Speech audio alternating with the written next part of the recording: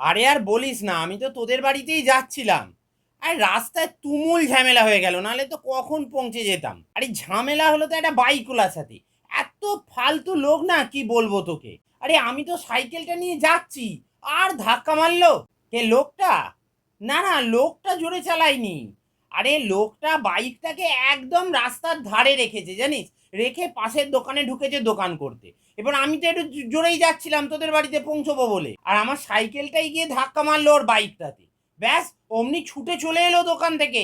এসে বলে কিনা ক্ষতিপূরণ দিতে হবে। আমি তো সঙ্গে সঙ্গে বললাম, আরে দাদা আপনার কি এমন ক্ষতি হয়েছে? ওই তো হেডলাইটটা একটু ভেঙে গেছে আর ইন্ডিকেটরটা একটু ভেঙে গেছে, কিন্তু আমার সাইকেলের যে হ্যান্ডেলটা টাল হয়ে গেল, তার বেলা আমি কি ক্ষতিপূরণ চেয়েছি আপনার থেকে? আমি তো পরিষ্কার বললাম, কেমন বেয়াক্কেলে লোক মশাই আপনি। রাস্তার ধারে কেউ বাইক রাখে, রাস্তার মাঝখান করে রাখতে পারেননি?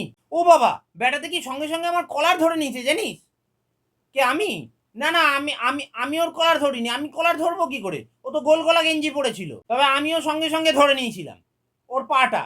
সোজা পা ধরে বললাম যে দেখুন দাদা, মাসের শেষ, এখন যদি ক্ষতিপূরণ চান না, এই পা কিন্তু আমি আর ছাড়বো না। ব্যাস। আর যায় কোথায়? ও বেটা তো আর জানতো না যে আমরা ছোট থেকেই লোকের পা চেটে বড় হয়েছি।